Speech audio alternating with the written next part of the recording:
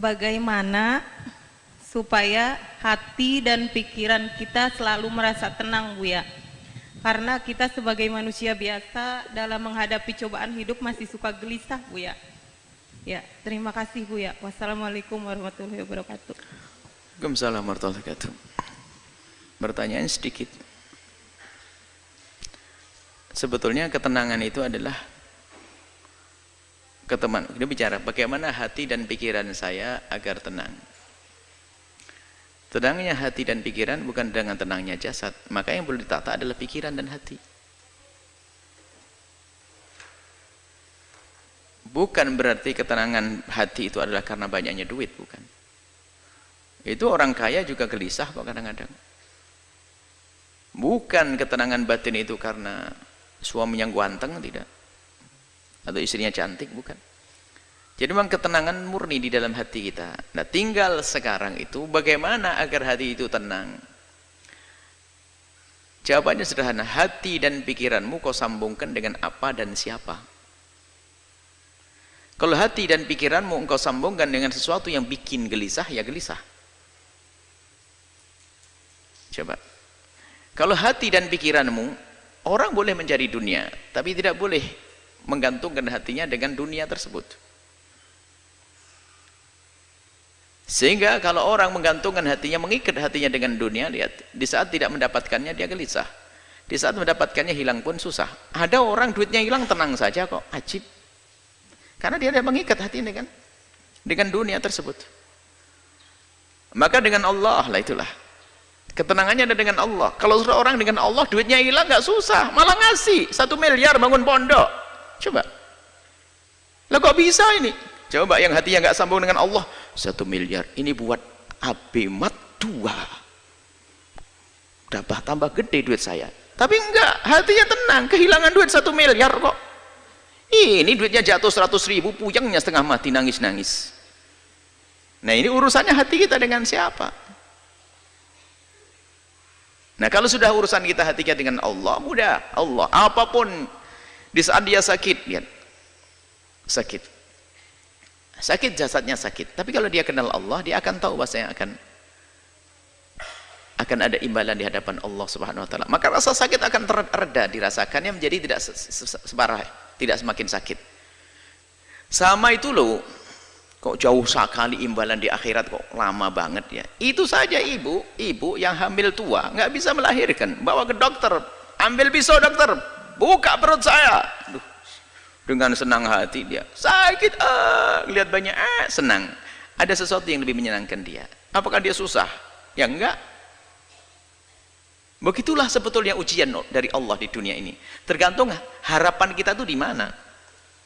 Sehingga ada orang tuh putus asa, bunuh diri dan sebagainya, kan orang dungu dia. Orang dungu. Mau nikah nggak jadi, bunuh diri. Utang kebanyakan, bunuh diri. Gampang banget dia. Di negeri kafir banyak bunuh diri, nggak ada iman. Sebenarnya gelisah karena dia tidak punya Tuhan dia sebetulnya. Kalau punya Allah, nah ini sekarang biasakan dengan Allah. Maka ala bidzikrillah tatma'innul qulub.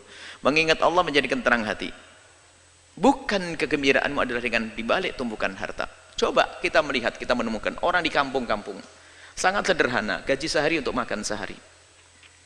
Tapi no problem dia, hidupnya candaria dengan istri ya, Masya Allah. Suaminya berangkat dulu, nanti tak kirim sarapan Pak ya, enggih. Berangkat suaminya duluan kok belum datang, sambil nyangkul. Suami inti yang bawa rantang ngasih bungkus, pincuan begitu bawa. Makan, Pak ya, nah pulang nanti bawa sayur suaminya, tatanya Pak dapat burung, dapat ikan sedikit. Nggak pernah punya problem dia, kayak orang punya istana itu. Tapi yang rumahnya gede, mobil mewah itu belum tentu senang dia, karena urusan bukan dunia, gelisah. Kita pernah ngisi pengajiannya orang kaya, kayaknya gelisah semuanya. Mulai dari gelisah rumahnya, sertifikatnya di bank semuanya ada. Mulai gelisah kebanyakan duit, gelisah kebanyakan duit. Kok bisa gimana? Ini punya 2 perusahaan saja, saya sering ditinggal sama suami saya. Sekarang membuka perusahaan di luar negeri, Bu ya. Bagaimana senasib saya nanti? Wah, tambah susah dia. Macam-macam orang dan bingung nih manusia itu karena hatinya tidak dengan Allah. Maka ada bidzikrillah tatma'innul qulub. dengan banyak menyebut nama Allah, ingat Allah, akan menemukan ketentraman. Sehingga susah yang sesungguhnya adalah di saat dia jauh dari Allah. Kalau sudah jauh dari Allah, kecil pun jadi susah. Tapi kalau dengan Allah, bencana pun kayak apapun akan menjadi sebab dia senang. Karena ini dari Allah. Sehingga para solehin itu kalau diuji dengan kefakiran, selamat datang dengan syiarnya orang-orang besar. Kefakiran syiarnya orang-orang besar. Dia tidak menganggap sebuah kerendahan. Tapi lihat yang tidak punya iman, nasib sudah sholat tetap melarat, Tuhan tetap melarat. Kurang ajar sama Allah nih. Gimana bisa bahagia dengan Allah saja curiga begitu? Jangan Allah sudah nggak benar. Baik ya, kuncinya adalah bagaimana hati kita. Kita biasakan dengan Allah, dengan Allah. Hakikatnya seperti itu. Tapi di samping itu juga kalau kita berkumpul dengan kemuliaan, Anda akan menemukan kesejukan. Kenapa Allah akan turunkan rahmat di tempat semacam ini? Anda bergabung di tempat-tempat mulia.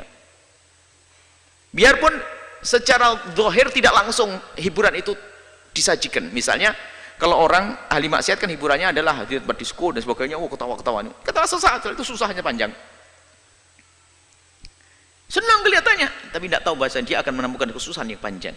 Tapi kalau kita menghadiri tempat mulia semacam ini, dijanjikan oleh Allah ada rahmat diturunkan, Anda semakin sejuk. Anda berkumpul dengan orang senang, orang baik, lihat ada kesejukan. Lihat. Jujur, kita dengan orang soleh saja, kita lupa kok dengan segala permasalahan. Kalau Anda duduk dengan orang yang sangat Anda cintai dari ulama-ulama orang soleh, Anda duduk saat hilang kalau utang lupa, ini lupa, sakit lupa. Itu hanya dengan orang soleh. Bagaimana Anda merasa dekat dengan Allah Subhanahu wa ta'ala? Bagaimana kita dekat dengan Nabi Muhammad SAW? Itu saja. Kembalikan hati kita dengan Allah. Biasakan berzikir, merenungi ya. Merenungi tentang nasib kita nanti di akhirat. Bagaimana urusan dunia, rendahnya dunia. Kalaupun mencari dunia hendaknya untuk Allah. Sudah menjadi orang kaya boleh, bukan dilarang. Tapi bukan hanya untuk menyuburkan kesombongan kita, untuk membesar kerakusan kita. Kalau kita hanya mencari dunia hanya untuk dunia tersiksa, seperti diingatkan oleh Nabi, kalau ada orang hatinya itu rakus, dikasih lembah emas 1 minta 2, dikasih 2 minta 3, kasih ini. Dan unik orang itu punya pabrik 6, itu pabriknya triliunan semuanya tuh. Itu kebakaran hancur 3, itu masih nangis nyungsep masuk rumah sakit, bodoh banget dia. Masih ada 3. 3-nya saja masih kaya raya dia. 3 perusahaannya masih berjalan, 3-nya runtuh, itu nyungsep dia masuk rumah sakit. Ya, kasihan benar tuh manusia. Semoga Allah menjaga hati kita. Hati dengan Allah. Maka di saat Anda kaya yang sesungguhnya. Anda bisa menjadi fakir, Anda